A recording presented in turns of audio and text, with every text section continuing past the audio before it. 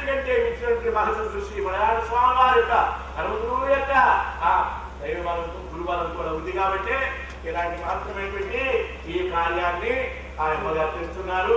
ఆ అమ్మగారికి పూర్ణమైనటువంటి ఆయుష్ని ఆరోగ్యాన్ని ఇచ్చి ఆ గురుదేవులు కాపాడుగాక. ముఖ్యంగా అన్ని వస్తువులు ఒకేసారి చదువుకుంటాయండి. ఇది ఎంత బాగుంది. ఒకసారి భోజనం ఒకసాట, మకాలు ఒకసాట, సభ ఒకసాట, ఇవన్నీ కాకుండా మనకి ఈ కళ్యాణ మండపం పవన్ కళ్యాణ మండపం పావనం అయిపోయింది అన్నమాట. మాట చెప్పాలంటే వారు పవిత్రులు అయిపోయారు. ఇంత మహనీయులు, ఇంత అన్నదానం చక్కగా జరుగుతుందంటే దైవభావంతో వారిని ఈ కళ్యాణ మండపం ఇచ్చిన వాళ్ళని, ఇంకా ఈ కార్యక్రమానికి సహకార సంపత్తులు, ధన సహాయము, పరిశ్రమ ఇచ్చిన వాళ్ళందరినీ కూడా సద్గుణాలను సదా అనుగ్రహించి ఆశీర్వించగా పార్వతీ హర హర మహాదేవ్.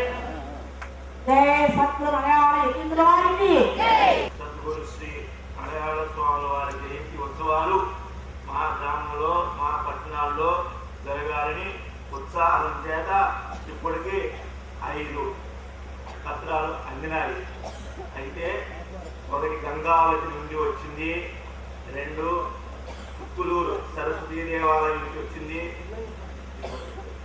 గంగావతి అంటే కర్ణాటక, కుక్కులూరు సరస్వతి దేవాలయం వచ్చేసింది. ఇంకా మర్లపాలెం గన్నవరం దగ్గర నుంచి వచ్చింది. తణుకు పట్టణం నుండి 1, విజయవాడ పట్టణం నుండి 1 వచ్చినాయి.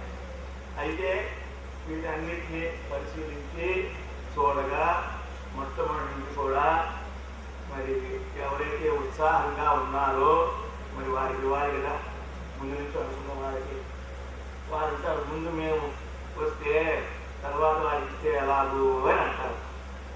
అది కూడా ఒక ధర్మమే కదా. అయితే అందరికీ ఇవ్వబడతాయి. ఇది ఒకేసారి కాదు, తర్వాత అందరి ఊళ్ళలోనూ చేయాల్సిందే, ఒకేసారి కాదు. అందువల్ల తణుకు పట్టణంలో ఇస్తే బాగుంటుంది అని అనుకుంటూ ఉన్నాం. ఎందువల్లంటే తణుకులో మన స్వామివారి సభలు జరిగి చాలా కాలం అయింది. జిల్లా కూడా మారింది.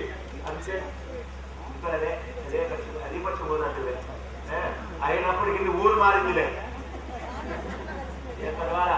ఎందువల్లంటే తణుకులో జరిగి సనాతన వేదాంత జ్ఞాన సభలు జరిగినాయి. తణుకులో చాలా కాలం అయింది. అందువలన మరి తణుకు పట్టణంలో మహాసద్గురు శ్రీ మలయాళ స్వామి వారి 126వ జయంతి ఉత్సవాలు జరిగితే బాగుంటుంది.